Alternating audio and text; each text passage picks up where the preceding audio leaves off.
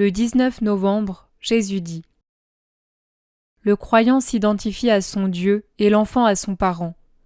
Il n'est donc pas faux de dire des précurseurs de Satan ce que dit Isaïe au chapitre 14, au versets 12 à 15. Ceux que j'appelle les précurseurs du mal, n'ont-ils pas voulu émuler leur maître et père dans leur tentative de se proclamer des dieux et dans leur oppression des foules ? N'ont-ils pas parlé de Dieu avec une honteuse condescendance, comme s'ils étaient des super-dieux ?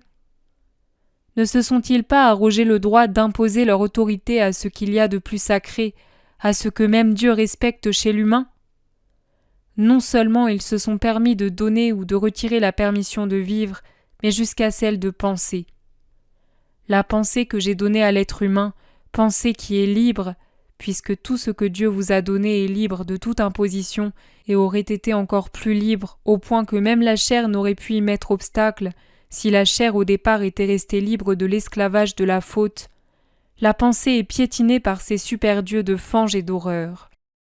Ils n'exigent pas l'obéissance à de saintes lois d'amour dont je vous donne amoureusement le commandement sans vous obliger à le suivre.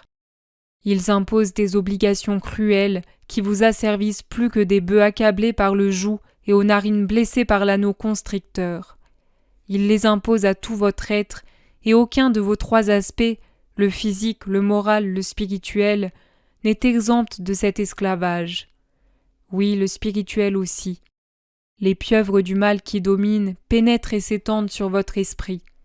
Elles déterminent selon leur bon vouloir si l'esprit va se tourner vers Dieu et sa loi. Leur rancœur d'enfants de Satan explose dans des persécutions féroces.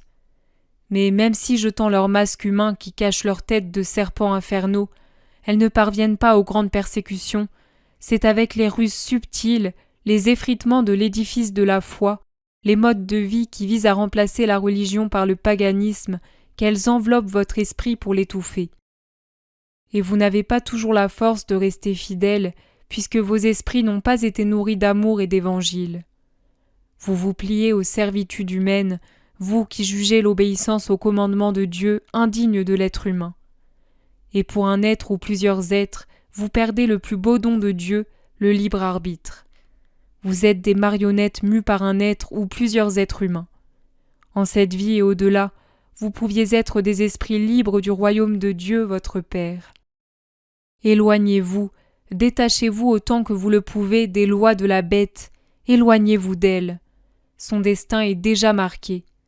Quand la hache de Dieu tranchera les parties de l'horrible bête qui torture la terre et qui constitue les précurseurs de l'unité de mal, laquelle bouleversera la terre, tâchez d'être très loin de celles qui seront précipitées dans le four de l'abîme, comme les membres putrides de cette manifestation d'horreur. À Babylone, qui se lève maintenant et qui aura son apogée de domination, succédera un jour la sainte Jérusalem.